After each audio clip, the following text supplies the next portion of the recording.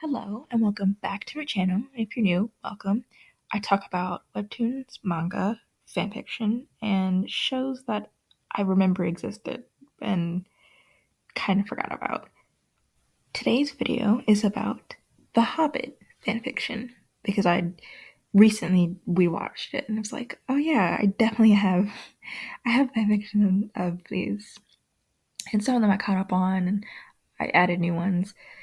And other ones, whatever. I reread some of them too. Starting with Harry Potter and the Dwarves of Erabor. It starts off like when Harry dies in the final battle, and instead of coming back to life, I guess he kind of does come back to life. Whatever. he gets he gets a second chance at life in Middle Earth as a dwarfling. So he still has all his, like, in the beginning he still has all his battle wounds, so he's kind of bleeding out. And that's when Thorin ends up finding him, because at this point they're on the road. They're still in the beginning of their journey because they haven't faced the trolls yet. But Thorin ends up finding him first, and he ends up bringing him back, and he gets helped and healed. Harry still has some magic, I should say, and he ends up traveling with him, obviously. So he ends up traveling with him and going through the entire adventure. And obviously, everyone lives. I'm gonna make it depressing. I mean, they could have, but they didn't. So, but it's about his journey and of traveling with him and finding a family in the dwarves. And Thorin also like adopts him, so he's got his own little family now. He can rely on, and he feels he's a part of. He doesn't tell them, obviously, that he's like, the whole like, oh, he's from like another, that doesn't come out to like the end, that he's like, I'm from a different world or anything. Like, that doesn't come out till way later, like after the battle and after everything that's happened. But he does tell them, he's like, he does tell them about like, oh, his old family that he lived with. He doesn't tell them like, that obviously like they were human in the other world. He just tells them what they were like, kind of in a vague sense. Like, they're just offhanded remarks, like where he asks Bomber like if he can help make dinner. He'll say like, oh, I'm really good at it, and he's like, and Bill will ask like, oh, is that where the burn marks on your hand come from? Because they're thinking he accidentally burned himself. Because at first he says like, oh, I used to prepare food for my aunt and uncle all the time. So, and they all kind of look at her like, who would make a child do that? And so that's when Bill will ask, like, is that where the burn marks come from? He's like, oh no, that was my punishment for burning the food. And that's like, that all snaps them all, and they're like, what are we talking about right now? So this is like their first glimpse into like how he was treated and what his life was like before. And when he asked questions about Bilbo, like where he came from, like what was his life like in the Shire and everything, and Bilbo, like, and after telling him in return, like, oh, well, where's your family? And it's like, dead. It's like, okay, have to say. He's like, everyone I know and like is dead. It's like, oof, this quickly became real depressing.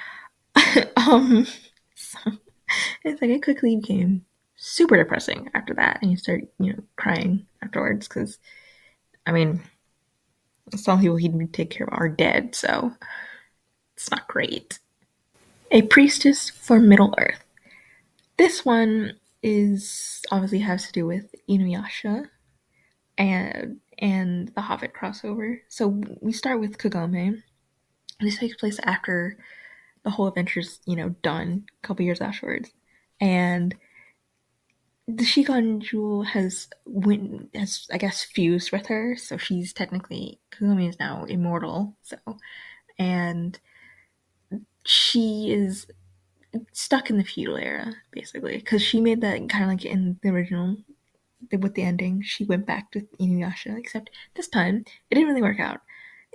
They decided they were like better off as friends, so they have like a sibling type of bond and relationship. And her and Shippo. Oh my god, why do I always forget them? Shippo is she feels more like a mother son kind of bond between the two of them.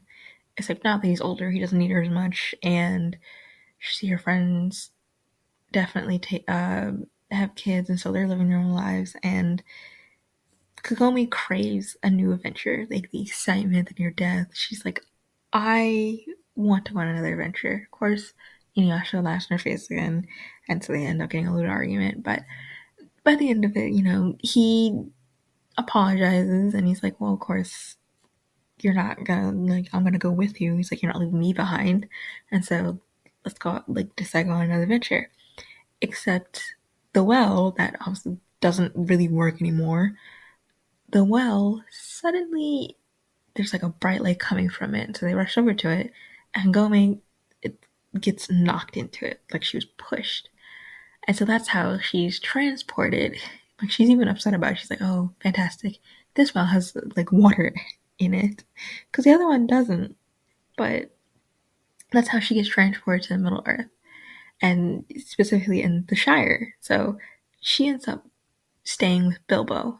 And at first, she's kind of found as crazy because that gets spread around. It's like, oh, this crazy girl. It's like, I wouldn't be surprised she killed Bilbo or whatever. But that, quickly changes once they see, like, she's clearly not.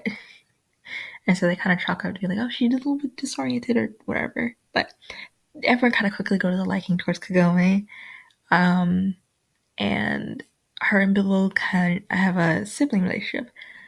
So, that being said, when the dwarves start appearing, Kagome doesn't get there till all the dwarves are there, except Thorin, but they're already there. They're messing up the place, they're making a racket. Kagome gets there. Bilbo's like, he's relieved. He's like, oh, thank God you're here. It's like, what is happening to the house? He's like, I don't know. Please make them stop.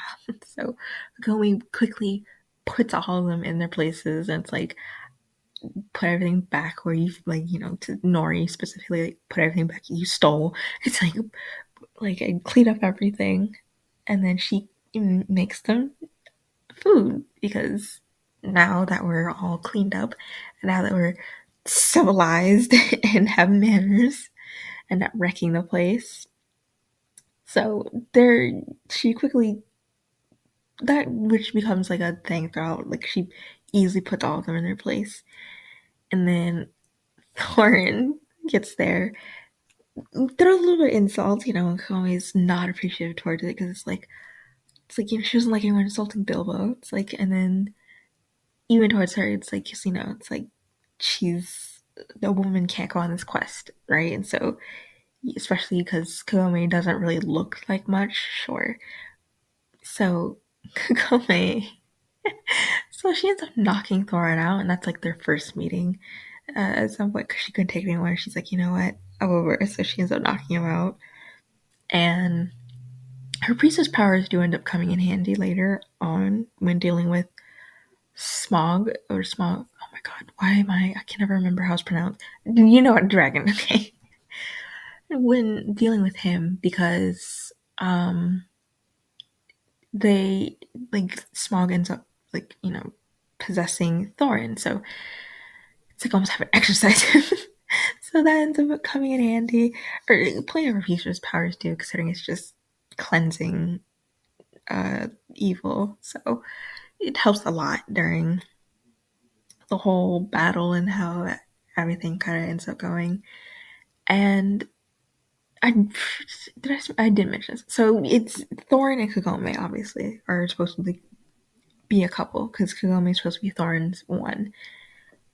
I don't know why I forgot about that, but that's what they're supposed to be by the end of the book. Well, I shouldn't say. It's like by the middle, somewhat, that they're kind of like a couple established. So don't have to really wait long for that, especially since she's annoyed with him and kind of doesn't like him in the beginning, and then it slowly kind of transitions. So, and they do love that Kagome, because she brings out instant noodles, and she'll bring out, like, well, it's her sleeping bag, but they're obviously curious about, like, what she has, and where like the paper dolls, like Philly and Killy were immediately enamored with it because they, oh my god, they look just like us.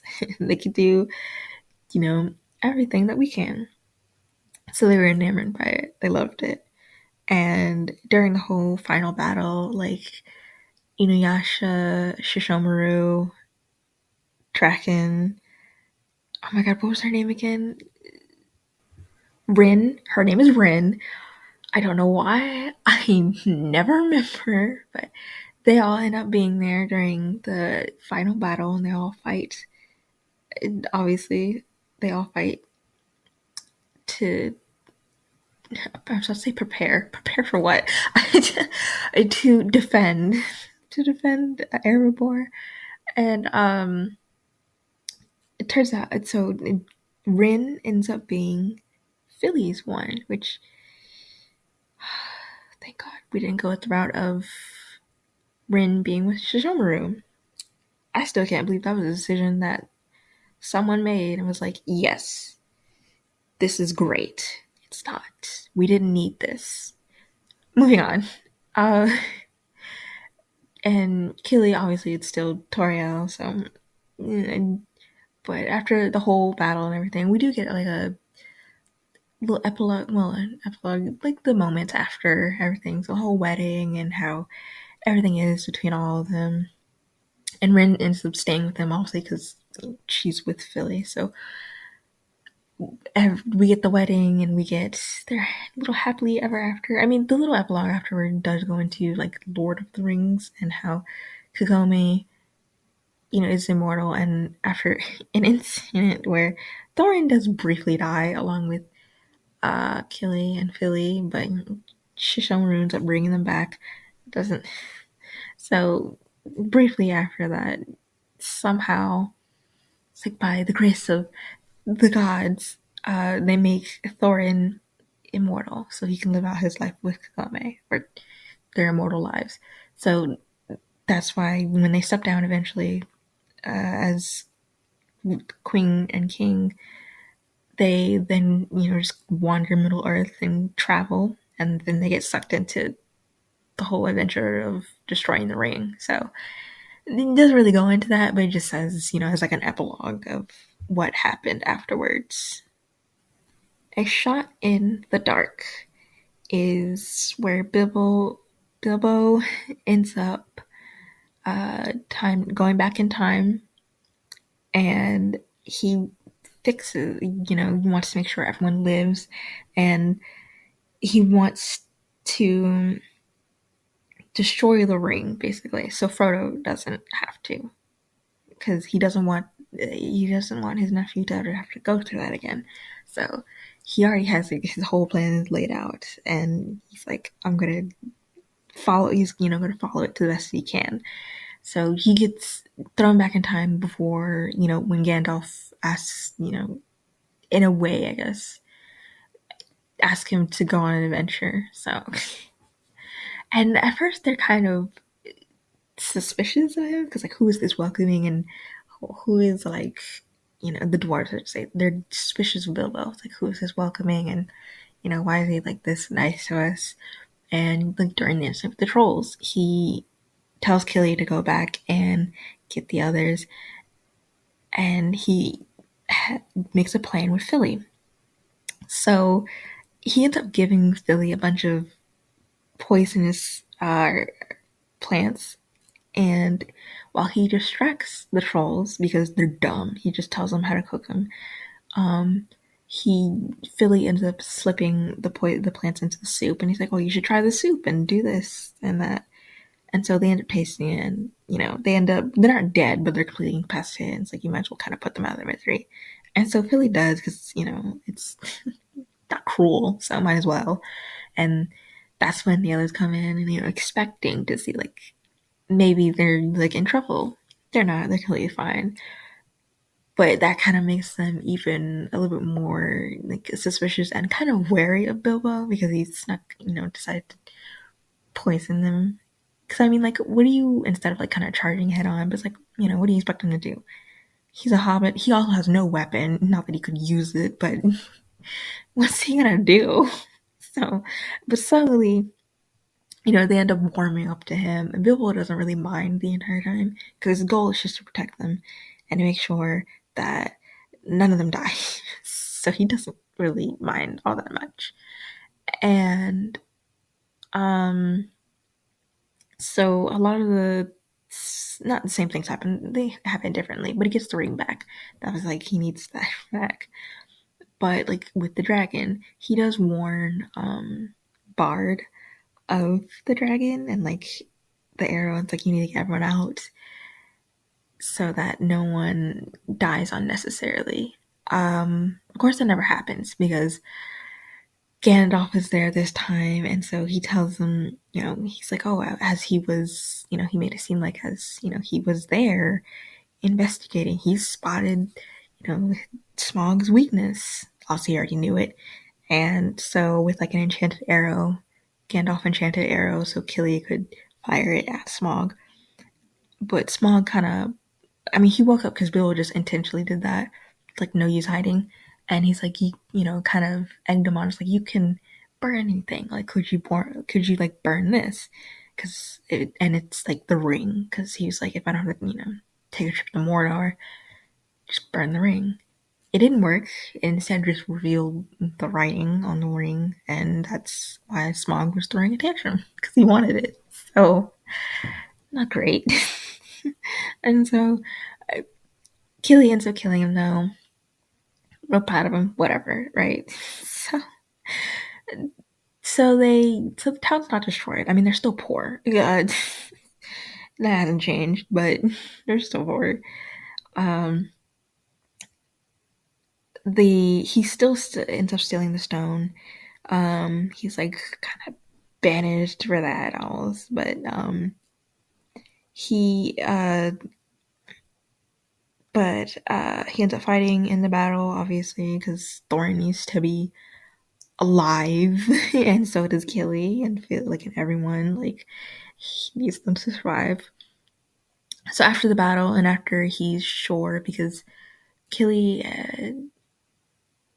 does get injured, or was it Philly? Oh my god, I'm losing my mind now. I think it was Philly. One of them gets really injured, and Thorin gets really injured too. So now they're uh it's like only time will tell if they'll like survive the night even. So after he's sure that they will, he then writes letters to them, right? And he leaves it for them so that, and it details everything, like him going back time, how everything has led up to this and his time before him. And he even warns some of them, like Balin, like kind of like in Lord of the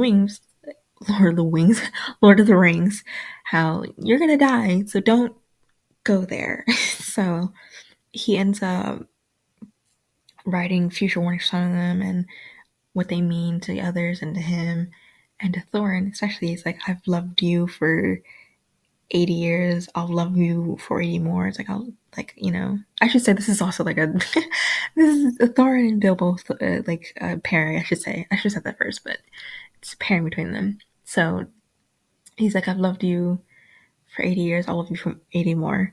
And because this is where it clicks to Thorin that, like, he was talking about me the entire time because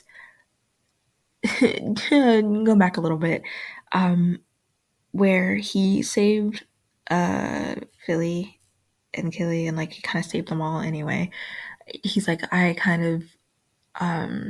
like, I owe you a debt. And he's like, well, I don't really want anything. It's like, you can't really give me anything. And uh they kind of get into it's at some point it's brought up where he's lost the person he really loved, and that, Thorin's like, well, yeah, I can't bring back the dead. It's like, yeah, you can't, so not much you can give me. And it's like, and they kind of end up getting into, like, they talk about love and how Bilbo talks about how, like, I never told them that I loved him. It's like, we were just friends. I was too scared to ever say it. And he's like, and Thor was shocked because the way he talked about him kind of sounded like they were lovers. And then, Bilbo asked him, it's like, well, what about you? Have you saw yourself, like, and he's like, well, because he's now king, he's had, his people come first and he has to share that. So he can never truly give his entire heart to, the person that he wants to spend the rest of his life with. And so it's like we're two hopeless idiots. So they kind of bond over that. And so that entire time, Thorin has been like, if only he's like been cursing this phantom person who's died and taken Bilbo's love with him. It's like, it's you, idiot. It's you. You died and did that. And so, but they don't read those letters till like way after when Bilbo's already skipped and is off to Mordor. Of course, before he even sets out, he can get out of camp is like Beorn and Bard and Toriel. The three of them are there and they're asking like, where are you going? It's like, we're just sneaking off too because I knew he would. He was too quiet. He was being suspicious. And he obviously makes up a lie like, I'm going home. And then he finally comes clean like, I'm going to Mordor to get rid of this. And so they end up going with him. And things don't go as planned because obviously Bill ends up coming clean that he's actually from, you know, this is his second time living this life because Beorn ends up bringing it first because like your soul doesn't look like your soul looks older than you, so that's when he comes clean, and that's when they kind of somewhat ask about the future, and he comes clean about he says like to Bjorn that oh yeah you have a son like eventually it's like I don't know if he's adopted or anything but you do end up having a son, and so it's like a cute moment that Bjorn he ends up asking Bard all these questions because obviously he has kids. He's like, what am I supposed to do as a parent? And he's like, I don't really know. And that's when they kind of find out, like, Gollum, he's following them. And he's been for a while. And that's when, Bilbo starts telling, so they don't really think anything, because he hasn't come close yet, so they don't really do much of anything about it. But they also talk about how because Bilbo's not revealed that he time travels, like, oh, how it went in the first place, how it went in the beginning, everything. And that's when he kind of found it strange. It's like, yeah, the army was kind of small. And he's like, it was kind of small. It's like, how was it kind of small? And then that's where they kind of find out after talking. It's like, someone had to have known that it wouldn't have mattered, that the battle there would have, like, they would have lost. So they didn't send that many people. And so that's when they're like, someone time traveled like with you. And so they're like, oh no. So Toriel ends up, she ends up running back real quickly to find like another elf because they're in the woods right now. And like to, one of the patrols to warn them that something might be happening right now. Something is going on because Sauron is on the loose, baby. Things aren't going great. They don't really know it's Sauron now, but like, with his ring and everything, they don't want to take chances. So they end up continuing your journey, and then, what are they, race? Oh my god, I'm losing it. I think they're race. They end up coming, and so they end up telling Bilbo to run. So it's just him and Bard, while Toriel and Beorn end up holding them off. But if, some of them get through. So now when Bard tells him like run, it's like don't stop, and he ends up hiding behind a tree, and he knows it's in vain because they're still coming, and so he ends up taking out the ring, and he knows Gollum's been following them, so he ends up putting it down and stepping away from it. It's like and tells him like come take it and run far away. So Gollum does end up coming out, and he ends up taking it and running, and the race end up catching up to Bilbo, and instead of killing him, they capture him and they bring him to Mordor to Sauron. And so Bilbo ends up being trapped there for like a couple months. Not that he kind of knows it, he's like a little in and out of it, so he's like almost hallucinating. He's like confusing timelines where he's thinking of the past and confusing it with now. So he's very unclear. So when rescue finally does come, and he finally does see one of them, I don't remember who he first sees. I want to say Beaufort, but I don't feel like that's right.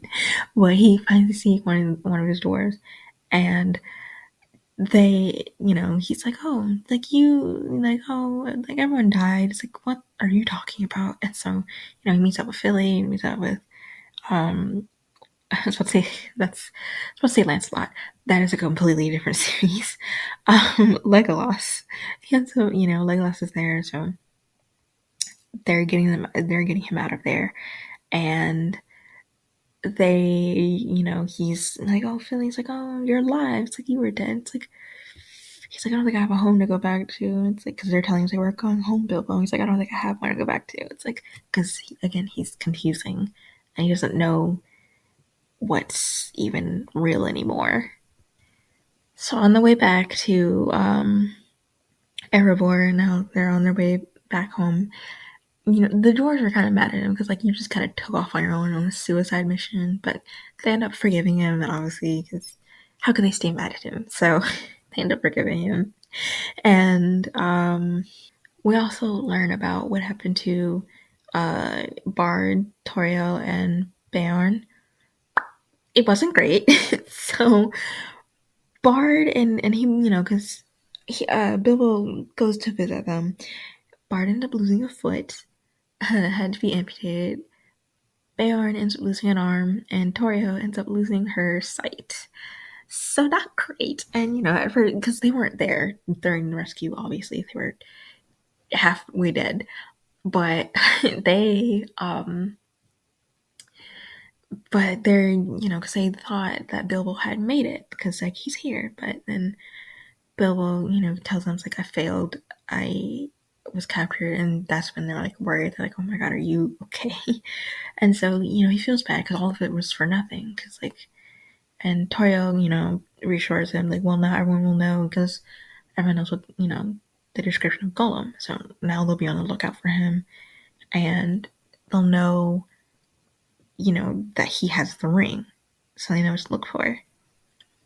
So it's not it's not all bad, just somewhat anyway.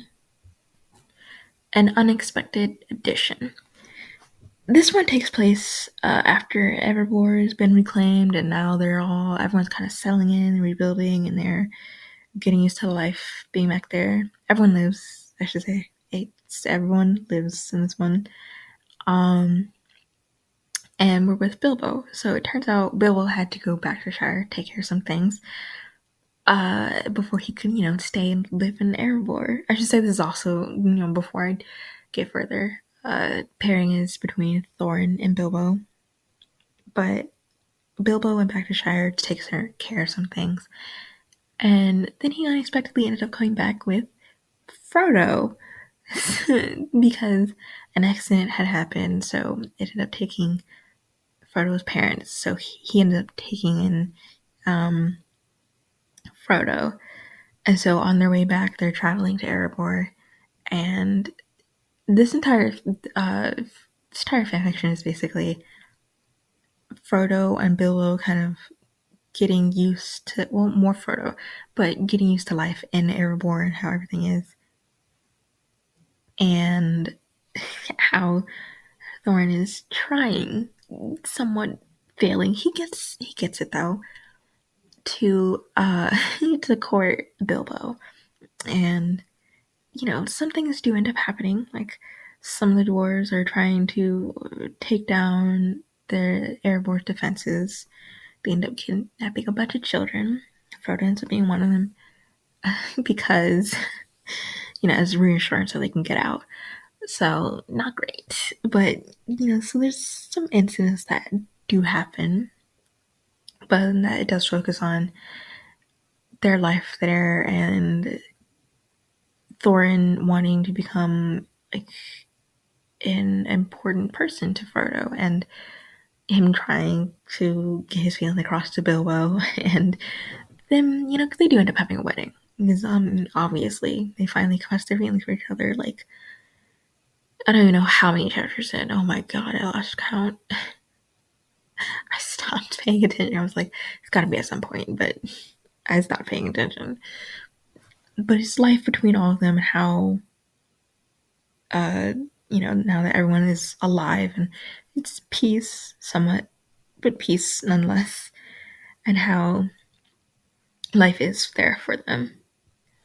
And of course, everyone is like immediately, when Frodo first comes, everyone's like immediately enamored with him. They love him, they spoil him, even when he really shouldn't be, but they love him.